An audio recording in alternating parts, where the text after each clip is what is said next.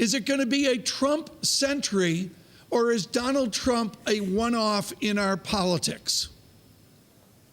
Well, that's one of the big questions. Is he going to tear up 70 years of building a system that we've seen since 1945, or is he going to wind up reinforcing it? And at this stage, it's an open question. Too soon to tell. Tell me, within your classic textbook, where the judicial branch fits in. Is there a power and is there an independence of an American judicial branch? Well, there is, and that's one of the reasons that some people who are alarmists and say, oh, you know, Trump is like Mussolini. My answer to that is no, not at all, because the United States is not like Italy in 1922. We have separation of powers and a strong independent judicial branch, and we just saw it this past weekend with the past week with the executive order. So the United States has the benefit of a long tradition of strong institutions. Professor Nice, speak to Bloomberg's global audience right now as they look at an America in turmoil. Is it another part of our history, say the election of 1800 and Adams and Jefferson, or should there be real concern about the stability of America as the dominant institution? I still think the United States is a pretty robust society with pretty strong institutions. Think back to the 1960s when you had rioting in the streets, a set of assassinations, deep bitterness over both civil rights and the Vietnam War. We're not in that kind of a situation today. We're in better shape despite our differences. But, Professor, how much will Donald Trump, your president, actually test these institutions? You talk about checks and balances. How far will he go in trying to challenge them?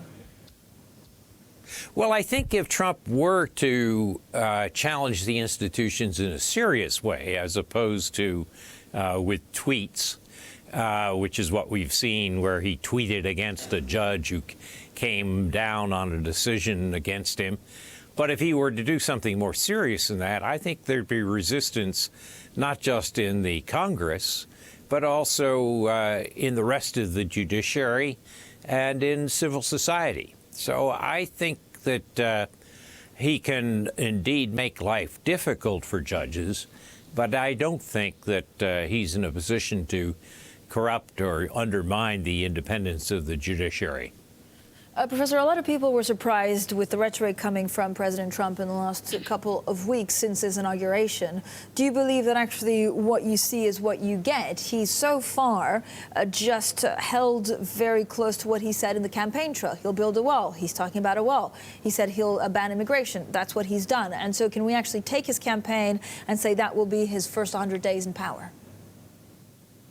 Well, certainly President Donald Trump has tried to demonstrate to his followers, that his base supporters, that he is doing what he said. And that explains the executive orders, some of which were hasty and poorly thought through, as in the immigration order, and a lot of others which are primarily symbolic.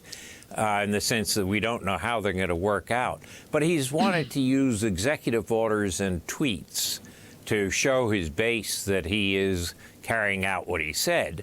And that's important to him because, remember, he was elected by a minority. He's got to energize that minority.